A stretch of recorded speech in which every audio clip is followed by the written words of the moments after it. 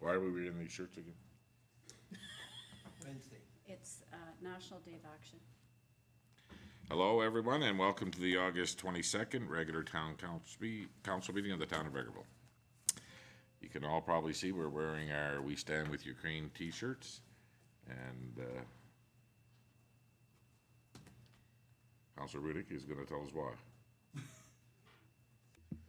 It's to draw attention to the Day of Independence for Ukraine is August 24th, and we're trying to shine a light on the continuing conflict and make sure that those in Ukraine and those that are here understand that Vegreville still stands with them in this illegal occupation. Thank you. Okay, so we'll start the meeting looking at a motion to adopt the agenda. Councillor Lemko makes the motion. Is there any additions or deletions? Seeing none, all those in favor? Carried, thank you. Next up, adoption of the minutes of our last July 25th regular council meeting. Councillor Bullock makes the motion. Any errors or omissions within those minutes? Seeing none, all in favor? Carried, thank you. First up, Director Saskew. Oh, yes, you're doing the monthly cash statement first. Nope. Especially. Oh, I should have read the agenda.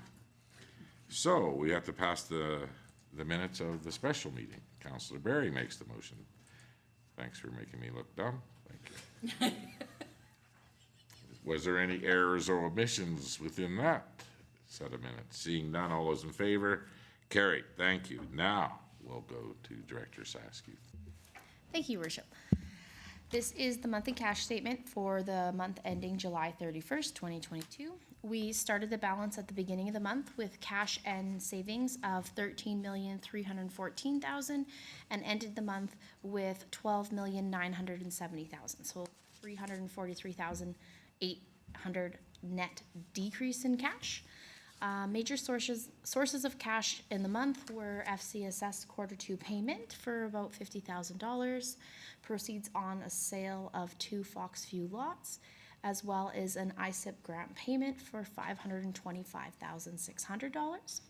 Major uses of cash were payments for Excalibur for the Southeast 17, also known as Prosperity Park payment, transfer of $2.5 million to our high interest savings account. So we are earning higher interest rates in our savings account. So that's why we moved that money. And we also made payments for some asphalt work for 55th Ave reconstruction and the cemetery entrance paving. Okay, thank you. Any questions? Okay, I'll take a motion to,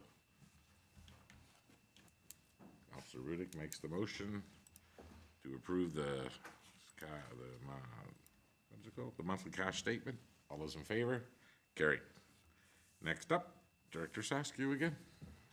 Okay, so this is a request for council decision. This is regarding proceeds of Foxview Estates land sales.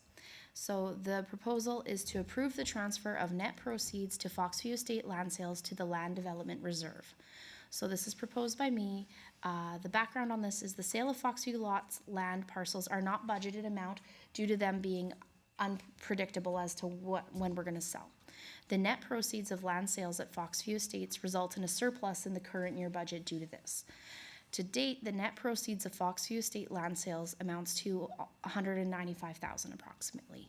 Administration is recommending that net proceeds of Foxview land sales are transferred to the Land Development Reserve and earmarked for future development of Foxview Estates. So financial implications, an expenditure of $167,317.98 will be recorded in 2022 financial records to transfer net 22 proceeds to the Land Development Reserve.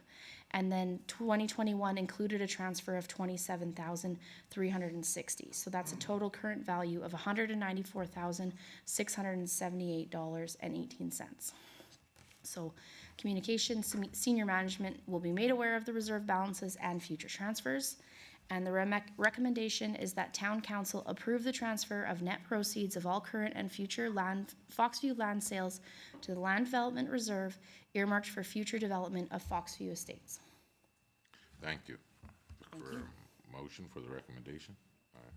Councillor Rala makes the motion. Any questions? Okay. Oh, go ahead, Councillor Riddick. Director Saskew, can you just remind me, the policy that we had put in place previously had talked about taking all land sales and putting it into a reserve. This decision obviously indicates that we hadn't done that to this granular detail, or is this an expansion of what we had already put in place previously? This is just the motion to ensure that the Foxview estate sales go and get earmarked for Foxview so that we can, like, it's part of the marketing too, right? Like phase 2 or et cetera, we're putting this money away for future development of Foxview. So just making sure that that's consensus of council versus going into a general land sale reserve where we could build an industrial park or. Thank you for clarifying. Okay, so go ahead, Councillor Barrett.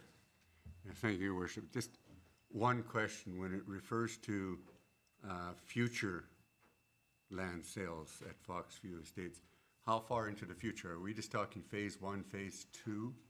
Well, Or does this lock in future councils if further development in, say, 5 years starts?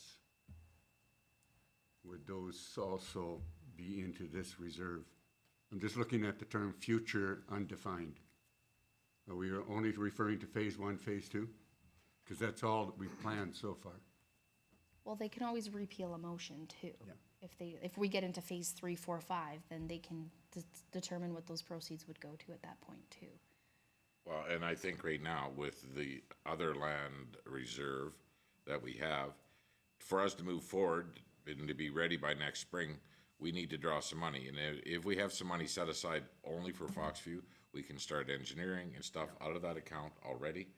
And then we know that the land sales eventually will catch up to what the overall cost was and everything. So I myself personally, I didn't know we were gonna go in this direction, but I actually support this, that there's enough money in there for the Foxview development to look after itself. Yeah, I support it. Yeah, but you're just wondering how long it would stay there, at what point. So I guess when we're done developing at Foxview, whatever monies are left in that reserve would go back into the general reserve. Yeah, fine. Everybody's good with that? Do you have a question? I do have a question, and perhaps this has been discussed previously in a form of a different meeting, but is the future development of Foxview include development of lots, or is it development of roadways? Because that was also a conversation of previous councils. Certainly not tied or tying the hands of this council, but the intention is that when we reached a certain point in the number of sales, that would trigger the construction of a road in the future. I do believe that we're one sale away from us moving forward with the continuing the Foxview, that, what is the street number?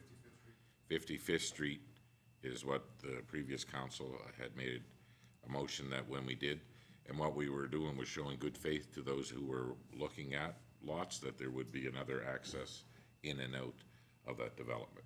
So I think for the purpose of this right now, we would just like, the way I understand it, is that we would have this with a separate reserve set up to finance that portion of the Foxview itself. So is everybody clear with that? Okay, thank you, Director Saskew. Thank you. So the motion for the recommendation has been made. All those in favor? Unanimous. Carried. Thank you. Next up, CAO Leggett. Thank you, Your Worship. This one's also a request for council decision, and it's regarding the highway signage replacement project. The proposal is to approve the final design concept provided by Blanchette Neon. The background is at the June 7th legislative meeting, council was presented the design options from the top 3 proposals for the highway signage project. Council determined that Blanchette Neon's Concept 2 Option 2 design was the top choice, but requested a few alterations and additional renderings. Blanchette Neon has provided an updated quote based on the requested changes, as well as additional photo renderings attached for your consideration. Blanchette Neon has provided an updated quote, as I mentioned a moment ago, that is for $94,597.70. This does fall within the $100,000 budget set aside for this project. The communication strategy will take effect when construction occurs. Administration will share information regarding road closures should they occur when the project begins via social media and the town's website. Administration will also announce the completion of the highway signage project on the town's website and social media channels. And the recommendation is that council approve the design changes provided by Blanchette Neon to allow administration to move forward with the fabrication, design, and construction of those signs. Okay. Thank you. So the recommendation is that we approve the design changes and we allow them to go ahead with the price we have here. So I'll take a motion first and then we can discuss anything after that. So Councilor Berry makes the motion for the recommendation. Any questions? There was a question before we moved ahead about the lettering itself on the bottom, on the small. Can somebody remind me where we were at with that? I think it was Councilor Rudick. And about, Just to see if it was legible? yeah. So, and it's hard to say when the sign is this big, when it's scaled down to this, but that was a question that you had a concern. And to be honest, I can't read the small, I can't read the small print even when I've blown it up here, which is just a quirk of the graphic as it's been shared, not my eyes at this point.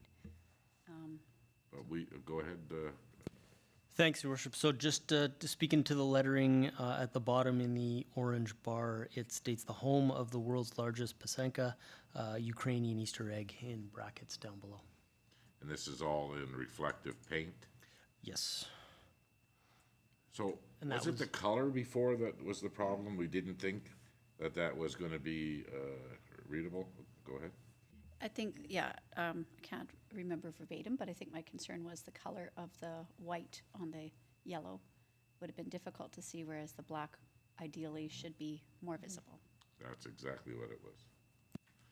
So, then, so moving forward, is there anybody else that has any objections or anything that they wanna see different? Because once we approve this, it's a go. Okay, well, it took a while. All those in favor? Carried. Hopefully they can start next week. I've spoken to them already, Your Worship. They're able to still do it this year, so we're good to go. Excellent. Thank you. Okay, that part's done. So we're going to go to council reports, and we're gonna start with Councilor Lemko. Thank you, Your Worship. What seemed like not a very busy month, it was quite active in a lot of areas. On the July 27th, the Corn Maze Committee met at the museum and decorated a float that apparently won first place in non-commercial, which is nice to see that they see us as a viable float, and it was good. Hey. August 1st, we had a special meeting of council. The 2nd of August, we met with this Vegreville Area Stands With Ukraine Committee and just updates on some of the work that that committee's doing. Residents are continue to come. I believe we have some arriving in September again. So we're pushing towards a total of 15 families. We're at the 7 or 8 right now, and there's more coming and scheduled to arrive once they get their paperwork in order. The 3rd was the VEGAC Society Parade, which again is a great event when you can see the amount of people that come out and enjoy, and the amount of floats in the parade, which is nice to see. The 3rd and the 4th, I volunteered to drive the shuttle cart at the Ag Society, and that's a world of fun doing that and seeing people and driving around. So I really enjoyed my time doing that. August 9th, we had a Minburn Foundation meeting.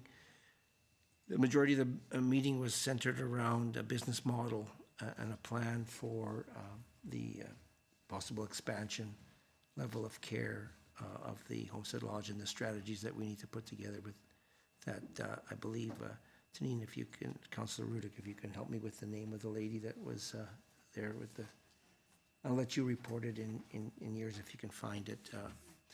I believe she used to be in the infrastructure with the government, and now she's in corporate. Behooves me if I can remember. But yeah, she provided us with a lot of insight as to proceeding forward and possible grants and stuff around that. So we're moving forward with a business model and a case to put together something so that we can see what we can get for a new building. The 10th, I met with the red tape reduction announcement at Innotech with some councilors and Minister Furr. We had a Tourism Advisory Board museum meeting, and it was centered around what are our next steps. The Haiti group, I believe, out of Red Deer, did some work there and about strategies around moving forward with all the equipment that we have out there and all the, and it's sort of like how we move forward and amalgamate all the stuff that's there and how we work on either removing some stuff if it's not, I believe the word's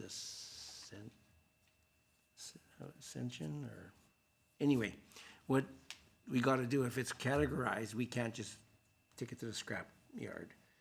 We have to do some work on that. So this committee that met just discussed about future strategies and what that, and I imagine we'll be bringing that forward to council about that as it comes to budget and moving forward. So, and then the Tourism Advisory Board meeting on the 15th. A lot of talk there. The new murals up on the building downtown where Koroliks have their Ukrainian store and the framing store. On the top there is a new mural. And if you also look on the Ziegler building, there's the addition to that mural has taken place. The artist is coming. And it depicts this area starting from Mundare all the way to the edge of Manville, and it shows the silhouettes of the sausage, the egg, some of the Manville, the windmills. And I believe there's a person fishing on Akasu Lake in that thing. And I don't know where she got the idea that there's fish in that lake, but, or the gentleman that's fishing in there has got to take his canoe somewhere else. And then August 15th, the Corn Maze meeting, as we move forward to get the corn maze. There's actually corn there this year, thanks to Mr. Barry and his, Councilor Barry and his magnet. That's a story in itself. But we're looking forward to 6 weeks of corn maze and some exciting things happening around there. So stay tuned. And August 16th, special meeting of council, as well as 16th ledge meeting, and tonight's council meeting. And that's my report, Your Worship. Well done, thank you. Councilor Rudy. Well, I'll just pick up the ball where Councillor Lemko handed it to me. On the August 9th meeting with the MD Minburn Foundation, we had Ashley Badia from Alberta Infrastructure come and meet with us as a board to carry on the conversations that were first brought forward. I think in 2014 was the first time that officially was the request to replace the facility with the intention that it isn't meeting the needs currently or future of the community, and at a 1961 build, it is the oldest facility in the province. And the board has determined that we've already renovated one, and 2 more rooms will be renovated or should be completed right away. And what it essentially does is takes 2 small, older style rooms and makes them into one bigger room, which is still very small. And so, for example, when you're looking at statistics about vacancies and openings at the Homestead Lodge, it's not an accurate picture of how many people could be housed there, because it's no longer the type of room space that people are looking for. If they're moving off the farm to retire, they're certainly not interested in going into a room that's about 400 square feet and doesn't have its own bath facilities. So we've done some interim planning, and of course, the staff there is highly capable, but we want to build to the future and trying to look at how we can do that by forecasting, doing a needs assessment, and also trying to build a building that builds to the future, so that maybe it's a sustainably built building, has other levels of care, and also allows people in the area to be able to age in place. So was a really productive meeting. Really happy to have her come and meet with us, and also to be able to do a tour. We have had some ongoing challenges with COVID at the facility too, which has really taxed the staff and the residents, more from a point of view that a lot of them were hoping that they were out of the phase of having to isolate, but it actually was quite an extensive outbreak at the facility. So thankfully, the staff are well acquainted with how to keep our residents safe, and we've got lots of new residents, and the renovated rooms are filling up. So we'll look forward to being able to figure out how to be a building that's going to meet the needs of our future Vegreville. And our intention is to come to the community and come to this council and have some more conversation about what that looks like moving forward. Because we have another great thing, we actually have land as a board, which is unusual. Lots of facilities don't have appropriate land to be able to expand either. I've been very busy with my role of FCM, so I've had the opportunity to be able to meet with elected officials in other provinces, most notably, most recently with the Association of Municipalities of Ontario, and be able to see what kind of situations they have right there. They're going into their municipal election this fall, hot on the heels of having a provincial election, so people are really feeling the pinch, and they're expecting at least 50% turnover, just like we had last fall in municipal election. And there's been just a lot of unrest, and people are a little antsy, so they're feeling kind of the way that we all were a few months ago, right before our election. On August 18th, we had the Council Remuneration Committee meet with some of our community members to discuss how we would streamline or update the way that council is compensated. So you can expect to have administration prepare some of that conversation. We'll bring it back to a future meeting of council. I also was happy to have our oldest daughter's wedding, so I've been away with busy personal stuff. So it's been a busy, exciting 2022. And that is my report. Oh, and of course, I want to say thank you to the Ag Society. I heard from people out of the province how well Vigorville did in terms of showcasing itself as a big, small town, that we really proved ourselves to be showcasing, as we always do, to be great hosts, but also really highlighting how desirable a place it is to come with a family or as a senior wanting to experience that kind of country feel of a country fair. Thank you very much. Councillor Warwick. Okay, I had many of the similar meetings. August 1st, our special meeting council. August 3rd, I was also in the parade, and I was actually surprised. There was a really good turnout given that the rain was coming and the weather was not cooperating, but it still turned out really well. That evening, I also got to volunteer as one of the shuttle drivers at the Ag Society Fair, which I think is a really good program, helps a lot, and you got an opportunity to talk to everybody, so that was great. And on August 11th, due to a little bit of a scheduling glitch for me, I golfed in 2 tournaments in the same day. Started with the Lamont County Reeves tournament, so we did 18 holes, and I golfed with the MP and a local resident from Vegreville, and was paired with the Reeves team, and all proceeds went to families from Ukraine that are being resettled in Lamont County. So it was a nice day. Unfortunately, the original invitation sent to us said a different date on the email, so we did 18 holes in the morning and then 9 more to support Vegreville minor hockey that night. So I did very little on the 12th because I couldn't lift my arms. On the 15th, I took part in the Pick Up the Pesenka video, and that was a lot of fun. And I have to say, it's been kind of interesting watching when we've been driving by. Lots of people are doing it, and they're using the hashtag, so that was kind of nice to see. On the 16th, I was at the special meeting and the legislative meeting and tonight's council meeting, and that's my report. Thank you very much. Councillor Bullock, what have you been up to? I've been up to a few things. So starting back in July 27th, Corn Maze meeting as well. So on the 1st of August, special meeting of council. August 3rd, the parade as well, in a different way. And then August 5th, I did volunteer on a shuttle for a better part of the day. And then August 10th, the red tape production announcement at Innotech, which was a very interesting announcement. August 15th as well, pick up the Pesinka, and I think that's a program and is really going well. You hear about it a lot, actually. So August 15th, another corn maze meeting. August 16th, special meeting of council with reorganization. August 16th, ledge meeting, and 2 nights council meeting. Thank you very much. Councillor Barry. Thank you, Your Worship.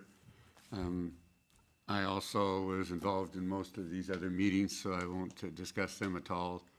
The special meeting, the parade, I got to drive the winning float for the corn maze. And yes, I thought it was a really good turnout for the parade. From the 3rd to the 5th, I also volunteered at the fair each day. The corn maze meeting, quick update, we're moving along very quickly there. And yeah, it's going to be interesting this year because most years when I stand there at the entrance, I can kind of look down the whole corn maze and see where people are. Corn's too tall this year, I can't see. So anybody that's interested in coming out and seeing that the corn maze is doing a heck of a lot better this year, get out there. When we open, it's going to be fun. The reorg meeting, the ledge meeting, on August the 18th, I met with some of our staff members here to talk about restarting the Vegreville Regional Historical Society. What we need to do is actually just take a step back and actually get the application in to be incorporated. And once we succeed in having it incorporated, then we can go back out to the public and ask them to join an existing society. Because I think this is a much better move in the long run. People might be interested in actually joining a society that is actually already incorporated and has some idea of what direction they're going so that they can actually see where they could fit in and be interested in becoming a member. So that will be down the road as we make the steps to get it incorporated. Council Remuneration Committee meeting, as Councillor Rudy said, be information coming forward in the future. Tonight's regular council meeting.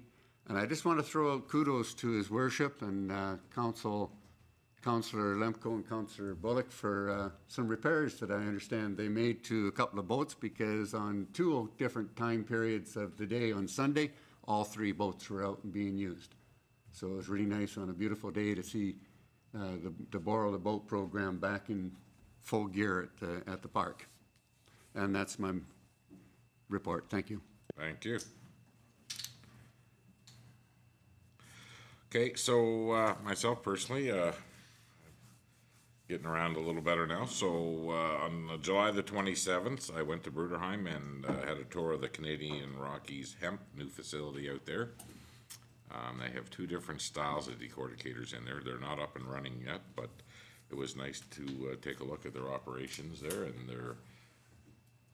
their bale mountain, they call it, the mountain of bales of hemp that they have been buying up from everywhere they could. So hopefully they'll get up and running, and we'll start with our project here and stuff. And so all these entrepreneurs in our province in Western Canada need fiber. They'll be willing to move to our location too. So we're not very far from Bruderheim. So on August the 1st, our special meeting of council. On the 2nd, I had a Teams meeting with Minister Panda in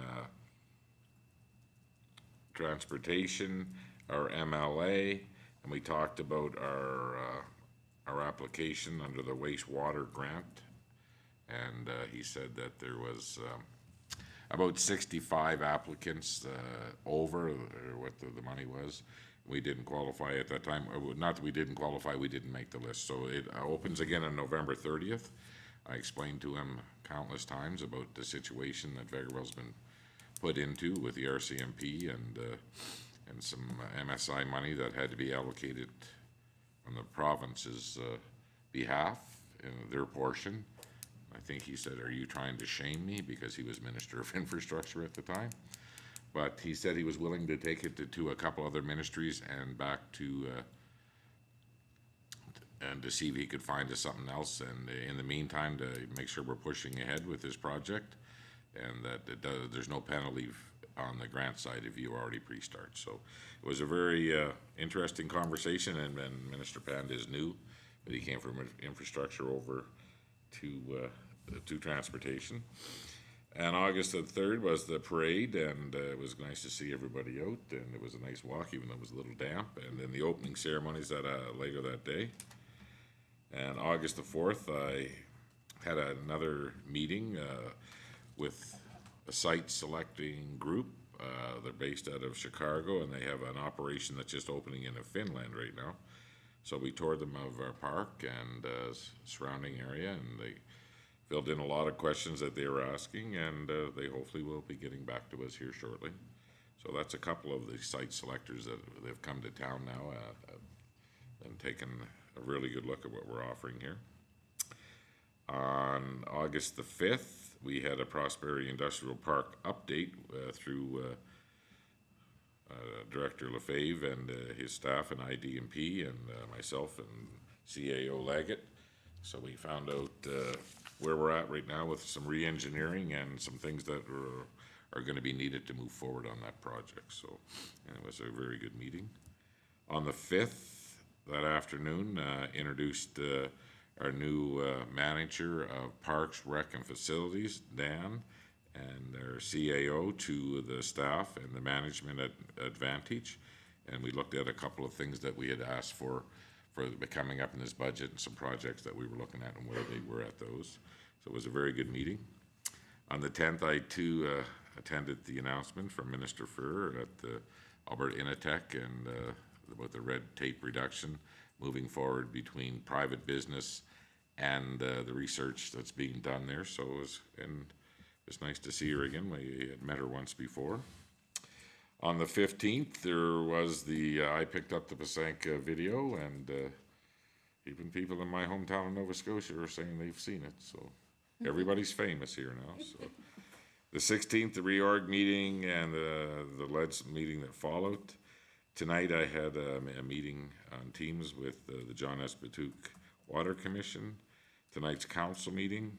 Probably forgot a few things in there, but I would just like to thank Councillors Lemko and Bullock for helping, doing all the work. Basically, I stood by and told them what I could do was nothing, so. But we knew that there were some challenges with the paddle boats, and the staff had ordered from the manufacturer new axles, and they were just getting the runaround. So Councillor Bullock pulled one out. We took it to a local machinist, and he machined us up for them real quick, and we got 3 in the water, or we put 2 in the water. There's one there that doesn't have an axle in it, but we have a spare. And there's one sitting in storage right now that's ready to go. It's all ready. So it was nice you're right, to see that many people out there on them. I would like to take this opportunity today to thank the Innisfree Fire Department, the volunteer fire department that assisted in a late night fire here in Vegreville last month. And I want to thank them for coming in and helping us out. So I'll be writing them a thank you letter on behalf of council. And one other thing I've been thinking about, if we're trying to be the hemp capital of the world here, I think we should look at getting a hemp maze next year. I really think that with the different types of hemp that they can grow here, 12-foot hemp would make a heck of a maze. So I'd like to see that committee take a look at maybe putting something in hemp down there. Okay, so that's what I have to report. Is there any other business of council? Well, seeing none, I haven't done this for a while. I would like to adjourn the meeting. Yay. I found my gavel. at 7:34. I like the gavel. You darn right. So you go with Hamlet the Maze, you have to change the mascot's name to Hazy? Yeah, hazy.